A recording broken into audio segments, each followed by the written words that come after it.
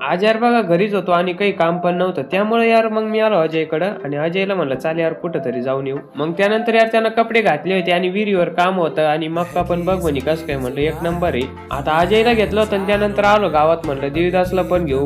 आता गावात येताना नाही ना आम्ही पडता पडता वाचलो होतो, कपडे तर एकदम खराब झाले होते. आता म्हणलं हा काय पस्तावा झाला, चला जाऊ द्या म्हणलं.